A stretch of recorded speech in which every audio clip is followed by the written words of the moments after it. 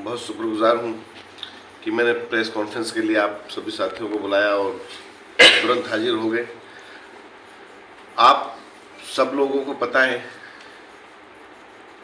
कि अभी 22 फरवरी को विधानसभा में मैंने 0 आवर्स में कुछ गोरक्षकों को लेकर के बातें सदन में रखी थी। 4 वाक्य हो चुके थे। पहला तो शेखपुर का हुआ, फिर रवा का हुआ, फिर वारिस हुसैनपुर का हुआ, फिर घाटमिका का हुआ। इनकी सबकी चर्चाएं मैंने बड़े विस्तारपूर्व से सदन में रखी। मैंने सरकार से मांग की थी कि जब प्रशासन आपके पास है, पूरी पुलिस फोर्स आपके पास है, तो जो गोरक्षक के नाम पे ये लोग वहाँ जो लोगों के साथ अत्याचार कर रहे हैं वो कब तक सहन हम करेंगे। एसपी से पहले भी मीटिंग हुई थी। एसपी साहब ने आश्वासन दिया था हमको कि आज के बाद कोई भी गोरक्षक गांव में नहीं जाएगा, पुलिस जाएगी। तो हमने सबने कहा था कि हम कोई भी गांव में गोहत्या करता है हम उसके खिलाफ हैं और आपके साथ हैं और आपकी मदद करेंगे। और आप खुद जाके नहीं जो गोहत्या करता है उसको कड़ी से कड़ी सजा दो। हम पूरा मेवात आपके साथ हैं। और जो भाई हिंदुओं की भावनाओं को ठोस पहुंचाते हैं सब लोग उनकी निंदा करते हैं। बाकी रवा का भी मामला चला गया, उसमें भी लोगों पे केस दर्ज हुए, गांव के पे उनमें भी जमानत होगी। चलो, उसके बाद सबसे बड़ी घटना जब हुसैनपुर की हुई कि 28/1/2023 को जब वारिस सलोफ फौज मोहम्मद को सुबह 4:30 बजे इसकी गाड़ी का एक्सीडेंट होता है तक, और उसके बाद इसको खोरी चौकी के नजदीक तावड़ू में मात्र 200 मीटर दूरी पर ले जाकर 2.5 घंटा तक ये गोरक्षक पीटते हैं। उसमें काफी है, फोटो भी है, वीडियो भी है, वो भी मैं आपको दे दूंगा। वहां 2 बार पीसीआर आती है, वहां की पुलिस फोर्स भी वहां जाती है, लेकिन वो ना तो पीसीआर को देते हैं गोरक्षक, ना पुलिस फोर्स को देते हैं। उसको इतना मारते हैं कि कुछ 2-3 घंटे बाद डिक्लेयर कर देते हैं कि आपका बेटा एक्सीडेंट में मर गया। मरने से पहले उसकी वीडियो क्लिप भी है गोरक्षकों के पास। उसके बाद जब लड़का एक हॉस्पिटल जाता, मुझे नाम पता नहीं, वो कहता कि मेरे को किसने मारा, गोरक्षकों का बहुत बड़ा गैंग था। उसमें साफ सुनाई देती है, उसका नाम भी लेता है गोरक्षकों का जिन्होंने हमको मारा है। और पुलिस प्रशासन उसको एक्सीडेंट करके फाइल को बंद कर देती है। हमारे और भी विधायक जी ने भी काफ़ी कोशिश की थी एसपी साहब से, लेकिन उन्होंने कह दिया ये तो एक्सीडेंट है, इसमें हत्या कोई नहीं थी। चलो ठीक है जी। उसके बाद 16/2/2023 को मेरे पड़ोस हल्का के गांव घाटमिका में जो गोपालगढ़ के अंदर आता है, वहां से 2 लड़कों को जुनैद और नासिर को उठाते हैं। ये उनको रात को खूब पीटते हैं, फिर फिरोजपुर जिसका सीआईए ले जाते हैं। वहां सीआईए नहीं लेती है तो भिवानी लोहारू के जंगलों में जाकर के उन्हीं की बोलेरो में बेल्ट से बांधते हैं, पेट्रोल छिड़कते हैं, आग लगा देते हैं। ये बताओ, जो 3 बच्चे गए हैं उनके माँ बापों को पूछो उनका कितना दर्द है। मेवात को पूछो कि भाईचारा किस तरह से यहाँ लोग खत्म कर रहे हैं। पुलिस प्रशासन सरकार के पास है तो गौर रक्षक के नाम पे जो लोग यहाँ नौजवानों की जान ले रहे हैं उनको क्या अधिकार है इन लोगों की जान लेने की। उसके पश्चात जब मैंने बात उठाई 22 फरवरी को, तो हुसैनपुर में deputy chief minister Dushyant Chautala ji का मैं धन्यवाद करता हूं। उन्होंने रेवाड़ी रेंज आईजी रेंज है जो वहां के आईजी हैं, वहां की एसआईटी गठित की और उसकी दोबारा से इंक्वायरी होगी। सच्चाई क्या है आप लोगों के सामने आ जाएगी। मुझे उम्मीद है कि उनको जरूर न्याय मिलेगा। एक एजिटेशन होता है मानेसर में बहुत बड़ा, जिसमें सारा रोड जाम किया जाता है। आप लोगों ने आप पे वीडियो क्लिप भी सब कुछ है। और ये कहा जाता है कि राजस्थान की पुलिस आएगी अपने पैरों पर और जाएगी दूसरे पैरों में। बिल्कुल सरकार ने कोई संज्ञान नहीं लिया। उसके बाद 24 तारीख को फिरोजपुर जिला में एजिटेशन होता है घाटमिका के गांव और वारिस के ऊपर, तो 600 नौजवान साथियों के ऊपर केस दर्ज कर जाती है। ये कैसी सरकार है? मानेसर हमसे ज्यादा दूर नहीं है। कोई ज्यादा फर्क नहीं है। एक तरफा सरकार ये खींच रही है हिंदू मुस्लिम के ऊपर। मैं ये कहता हूं कि एजिटेशन करना सबका अधिकार है, अपनी बात रखना सबका अधिकार है, क्योंकि हमको भीमराव अम्बेडकर ने संविधान में ये इजाजत दी है अपना एजिटेशन करने की, अपना विरोध दर्ज कराने की। लेकिन सरकार के ऊपर इसका कोई फर्क नहीं पड़ता। सरकार सिर्फ और सिर्फ एक साइड खींचती है, मुस्लिमों के बिल्कुल ये नहीं सोचती कि इस देश के मुस्लिम भी इस देश में इनका हिस्सा है, कोई नहीं। आज मैं सुबह में चैनल देख रहा था, 2 तारीख 2 मार्च की बात है कि एक आगरा में ट्रक पकड़ा जाता है गौवंश का, और उस ट्रक में नामालूम कितनी गौवंश भरी हुई थी, और इन गोरक्षक दल के लोगों ने मैनिपुलेट करके नहीं, पहले प्री प्लान करके नहीं, एक ड्राइवर हायर कर रखा है जो पंजाब की गाड़ी को चलाता है, और उससे जबरदस्ती कहलवाते हैं ये गाय कहाँ जा रही है, कहते हैं कि विधायक मामन खान के घर जा रही है। उसको थाने में भी ले जाते हैं, और ना मालूम उसका आगे उस पर क्या कार्रवाई हुई वो उत्तर प्रदेश पुलिस जानती है। ठीक है, मैं सुबह खड़ा हुआ तो मैंने देखा एक राष्ट्रीय चैनल इंडिया टीवी रिपोर्टेड बिना तथ्य के, बिना सबूत के मेरी छवि को इतना धूमिल किया है। आप खुद उस न्यूज को देखोगे तो खुद आपको पता चल जाएगा कि राष्ट्रीय चैनल भी किस तरह से बिना तथ्य के लोगों के खिलाफ प्रचार और प्रसार करते हैं। जो इन्होंने न्यूज मेरे खिलाफ चलाई है, सीधा लिखा है कि मामन खान विधायक के भी गो तस्करों के साथ लिंक है। मैं ये कहता हूं कि मामन खान गो तस्कर नहीं है जो गो रक्षक बने हुए हैं, ये ही गो तस्कर हैं जो लोगों को गो तस्करी करते हैं। आज तक इतिहास में कहीं भी एक भी एफआईआर रोज मिल जाए मेरे ऊपर किसी भी चीज की, विधायक जिम्मेवार है। और जो ये न्यूज चलाई गई है ताकि इन्होंने यही चाहे कि एक विधायक की साफ छवि को किस तरह से बदनाम किया जा सके।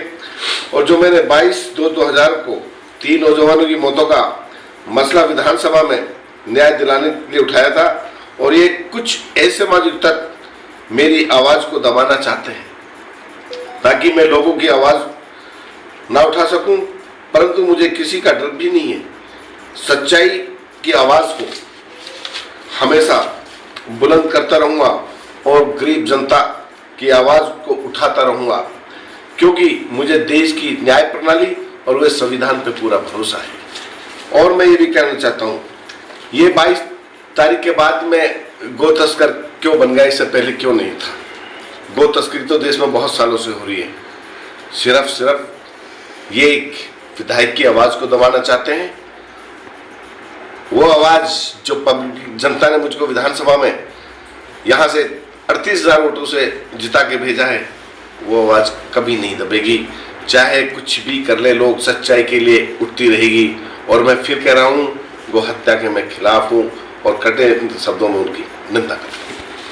मेरी तबीयत ठीक नहीं है और बाद में बात करूंगा। तो उसके बाद कोई फोन नहीं है। तो क्या इस मामले को लेकर आप विधानसभा में या कोर्ट में या कहीं जाएंगे क्या है? नहीं, फोन आपके पास खबर चलने से पहले आया या बाद में आया?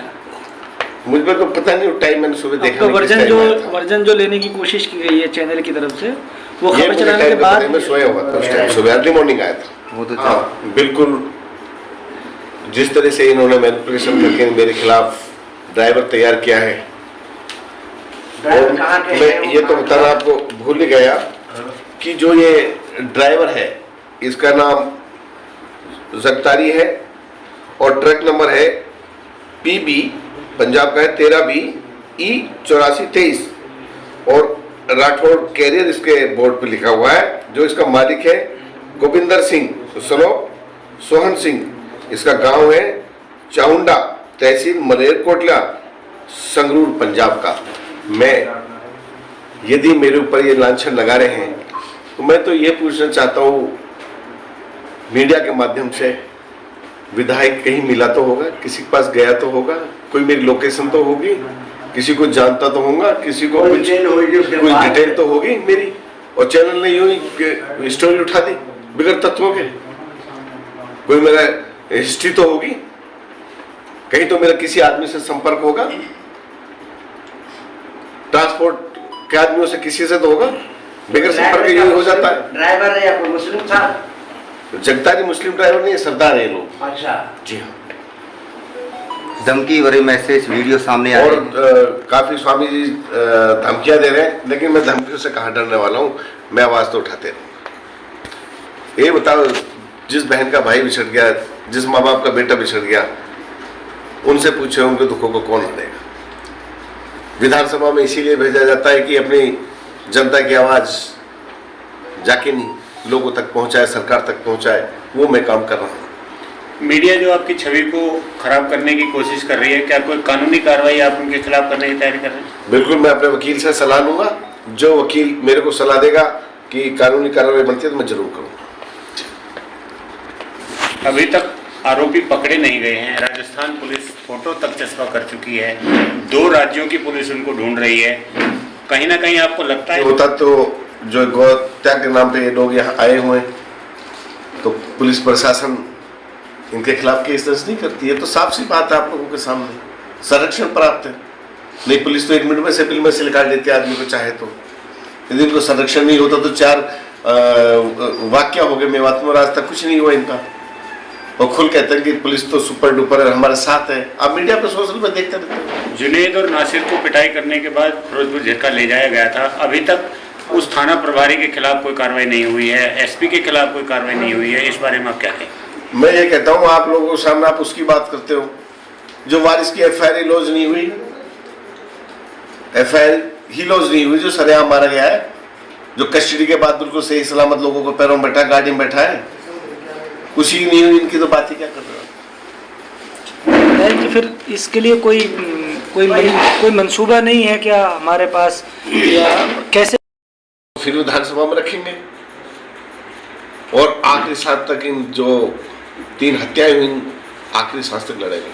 तो अब तक आपको किसी के खिलाफ नहीं हूँ, व्यक्तिगत मैं किसी के खिलाफ नहीं हूँ। मैं तो जो यहाँ गौ हत्या करते हैं सबसे पहले तो मैं उनके खिलाफ हूँ, और गौ हत्या के नाम पर जो हमारे आदमियों को टॉर्चर कर रहे हैं मैं उनके भी खिलाफ हूँ।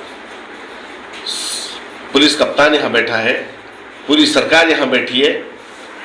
मैं ये कहता हूँ, जब सरकार बैठी है और जब ये लॉ एंड ऑर्डर गौ हत्यारों को दे रखा है या उनके रक्षकों को दे रखा है, तो फिर यहाँ प्रशासन की क्या जरूरत है? मैं देखता हूँ आपके माध्यम से CM साहब से कि प्रशासन को तो बुला ले, और जो गोरक्षक दल है और बजरंग दल है उन्हीं को यहाँ का ऑर्डर दे दे। क्या जरूरत है प्रशासन की? इनके सैलरीज का भी पैसा कम होगा, बजट भी बचेगा, और शायद अच्छी रक्षा भी कर पाएंगे। एक गहवारा है और उसमें गलत या सही कोई आवाज उठती है तो उसकी आवाज पर ऐतराज विधानसभा में ही होता है। अगर वहां कुछ गलत हुआ होता तो वहां अध्यक्ष थे और वहां की गरिमा है, वहां के नियम है, रूल्स हैं। वहां कोई ऐतराज नहीं हुआ तो इसका मतलब यह है कि कोई ऐसी बात वहां नहीं कही गई जो किसी रूल्स के और जो नियमों के दूसरी तरफ थी। दूसरी बात, जनप्रतिनिधि को चुना ही इसलिए जाता है कि वो आवाम की, जनता की, अपने हलके की, इलाके की, अपने प्रदेश की बात उठाए, जो गलत बात है।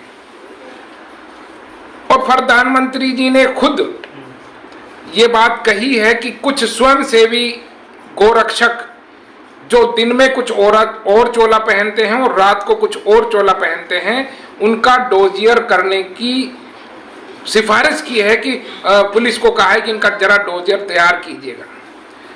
चौधरी मम्मन खान ने जो आवाज उठाई है, उसी तरह के जो स्वयंसेवी गोरक्षक बने हुए हैं उनके खिलाफ आवाज उठाई है कि वो रातों को जिस तरह से मौत कारित करते हुए घूम रहे हैं, लोगों को प्रताड़ित कर रहे हैं, घरों से उठा लेते हैं और उनको फिरौती मांगते हैं और तरह तरह की यातनाएं देते हैं, उनके खिलाफ ये आवाज उठाई थी। और आज उस आवाज को बदलकर जिस तरह से पेश किया जा रहा है और धमकियां दे रहे हैं गिरवा ब्रिगेड में कि भाई हम ये गोरक्षक हैं, ये फला हैं, ये ढिकड़ा हैं, हम उस समाज के ठेकेदार हैं, या फर्जी तरीके से किसी तरह से लांछन लगाकर जो विधायक की छवि को खराब करने की एक नाकाम कोशिश है, हम उसकी निंदा करते हैं, मजम्मत करते हैं और हम उनके साथ खड़े हुए हैं, क्योंकि उन्होंने सच और हक की आवाज उठाई है।